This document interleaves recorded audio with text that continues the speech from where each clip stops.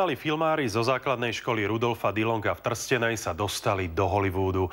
V meke filmového priemyslu sa piataci z Oravy ocitli zaslúžene. Ich 5-minútový ekologický film bol totiž v súťaži Kid Witness News ocenený za najlepšiu videografiu sveta.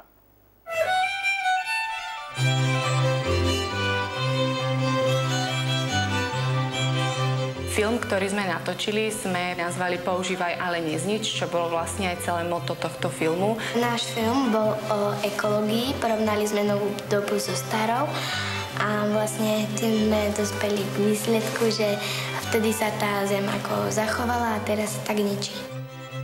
Úspech nenechal na seba čakať. Po výhrách v slovenskom a európskom kole sa ocitli až v meke filmového priemyslu v samotnom Hollywoode.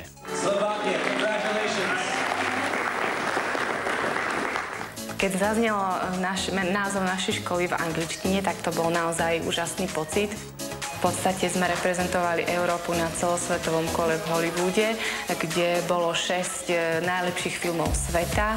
No a mladí filmári z Oravy si domov odniesli detského Oscara za najlepšiu videografiu na svete. Keď nám to povedali, že pôjdeme do Hollywoodu, tak sme boli veľmi šťastní. Veľmi sme si to tam užili. Dokonca si vychutnali aj pravý nefalšovaný novinársky záujem. My sme tam mali vonku červený koberec, všetko bolo nasvietené, mali sme tam dokonca takých paparácov, ktorí nás akože fotili. Cítili sme sa na tom červenom koberci ako nejaké filmové hviezdy.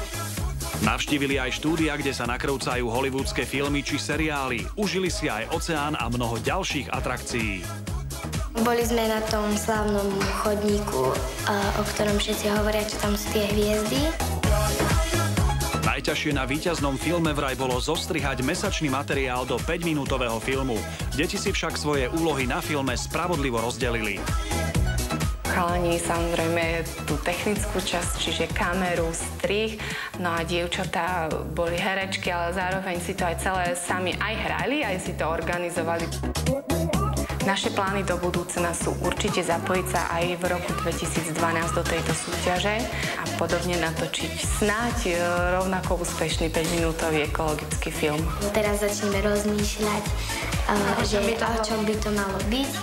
Pozrieme sa, aké tam sú tie témy, jednu si z nich vyberieme a znova začneme takto pracovať.